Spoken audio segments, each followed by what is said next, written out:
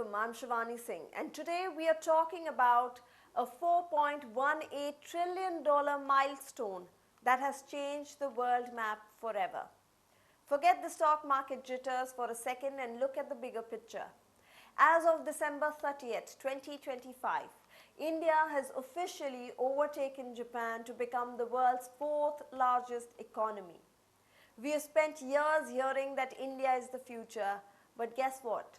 The future just checked in at the Heathrow, Tokyo, and New York simultaneously.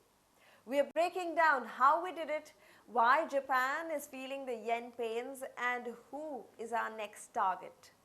Spoiler alert, Germany, you might want to check your rear view mirror.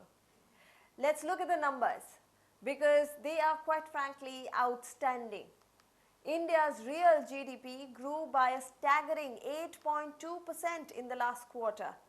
While the rest of the world is struggling with economic flu, India is running a marathon. Government data shows that this just isn't a fluke. We are in what economists call a Goldilocks period. Everything is just right. High growth, check. Low inflation, check. Falling unemployment, check. We have doubled the size of our economy in just 10 years. Think about that. In 2014, we were struggling at the 10th spot.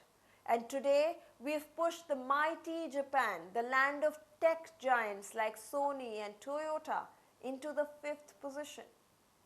So why is this happening now? Well, it all comes down to a vibe check on demographics.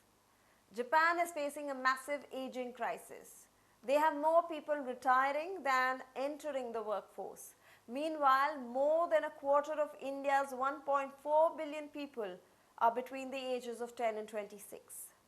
We are a nation of Gen Z and millennials who are spending, building and making in India.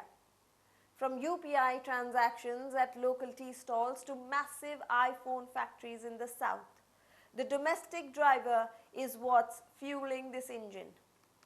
We aren't just waiting for exports, we are our own biggest customers. But we aren't stopping at number 4. The government's projection is clear. By 2030, India's GDP is set to hit a $7.3 trillion.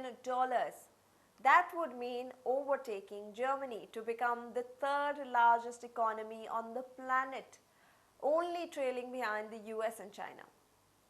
Now, international agencies like the IMF and World Bank are already nodding in agreement. They've raised India's growth forecast because despite global wars and trade tariffs, the Indian consumer simply refuses to stop shopping. Now, it's not all sunshine and rainbows. Our per capita income, the money in your pocket, is still much lower than in Japan or in Germany. We have a long way to go to make sure that every Indian feels this $4 trillion wealth.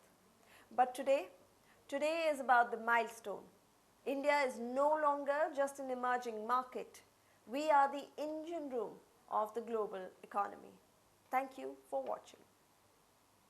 For more such videos, subscribe to the Newsx YouTube channel, hit the bell icon.